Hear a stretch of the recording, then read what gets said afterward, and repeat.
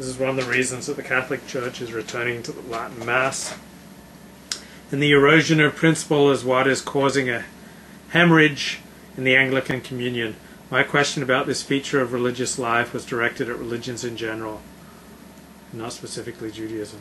Did you have a thought on that? Well, I have a few things on that, actually. Okay, great. Well, I mean, obviously I can only speak for Judaism, right? And I can, which is what I said last week, and I brought up the statistics that authentic from Judaism is on an exponential increase right now.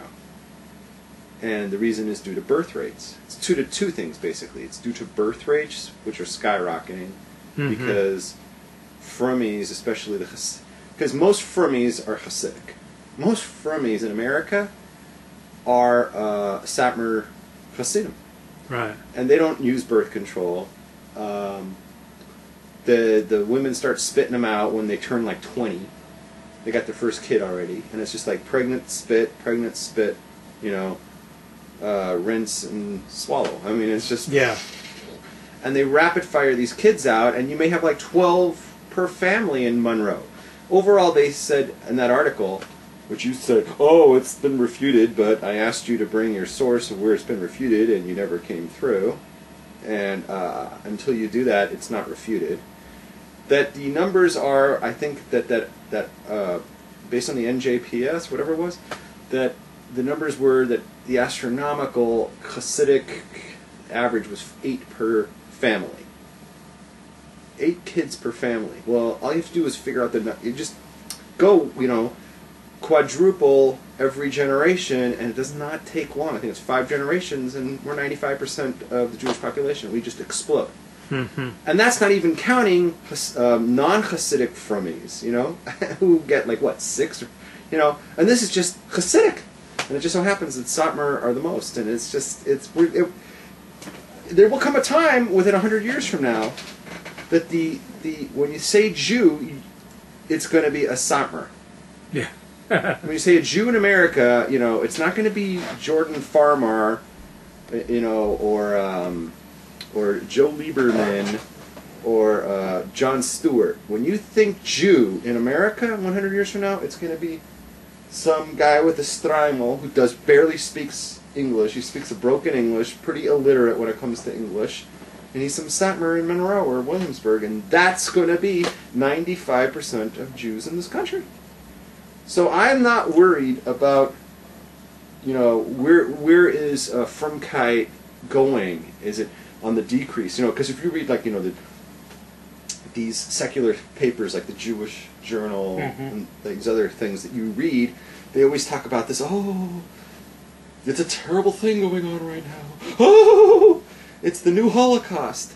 Well, they're talking about in the secular world. In the secular world, you know, Jews aren't producing kids. They're not having babies. You know, 2 at most, and that just preserves, right? Yeah.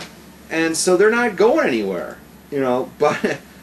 And the other thing is, one is birth rates, and the other is that there's a very small fallout ratio. There's a very small fallout percentage in the heavy duty. You know, when you have like Hasidic families that go back hundreds of years, you're not seeing anymore that anybody falls off the side, off the path. And so it's just staying strong. You're spitting out every generation. Every family spitting out 8 hardcore Frumies that are going to have, you know, 8 kids each, and that's just what's going on. So that's all I know is Jewish. But here's the things that I like. I have friends who are devout Christians, and basically, they don't have our same birth rates. Maybe the Catholics do, but you know, like Mormons do well. Oh yeah, Mormons have, they don't do birth control either. Yeah. But like I'm saying, like your basic Episcopalian. Not Episcopalian, but you know, like your evangelicals and your fundamentalists and your your Lutheran. But they have more than secular people. Right. 3 kids. Right, but they're not really, you know, so they have a harder challenge than you know, to to make up for the fact that so many Christians might be leaving the fold. They have to work a little harder because they're not going to be able to what's the word I want? Supplant? Is that the word? Resupply. Resupply. They're not going to. That's a good word. They're not going to be able to resupply so quickly the numbers that would walk away. And the numbers might be small that walk away, but if you're not resupplying them in mass bulk, you're going to have an uphill battle. Mm-hmm. And that's the problem. And my advice for in a situation like that is you have to have more kids. You're going to have more kids. You're going to dissipate. You're going to have more people walking away. But here's the thing. Here's the thing. It's all how you sell it. If you sell Christianity as this is 100% true, and the family follows it at home as though it's 100% true, okay? I believe there's a greater probability that it will transfer to the next generation that they produce. Mm-hmm. It's not different than any other religion in that regard. Everything has to be consistent. You treat it like it's 100% true. And that's the way you hand it off. And I think that you have a good way of perpetuating, because the kids grow up and you send them to, Christian school or whatever, and they hear one thing at school, they see it being practiced in the house, they're getting a consistency and they're being indoctrinated, this is how it is. Okay? And if it's all done with a certain positiveness, I think they can do very well. Of course, I'm biased. I'm biased because I don't believe that Christianity is true.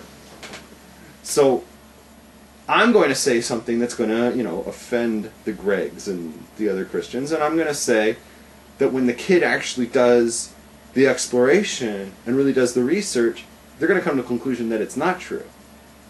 So they're up against another problem. Even when it's presented as 100% true, it's going to have a hard time transferring, because if the kid really does the research, they're going to find out it doesn't add up. Which was like your case, isn't it? You should speak to this.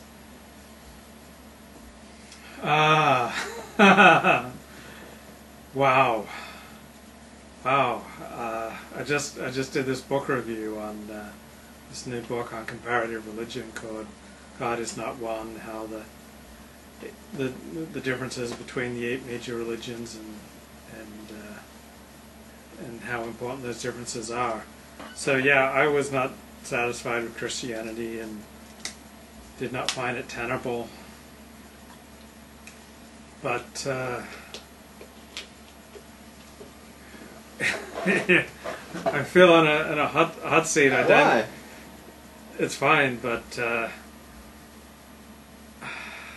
don't want to say Christians who grow up Christian and then start exploring intellectually are going to end up leaving their faith.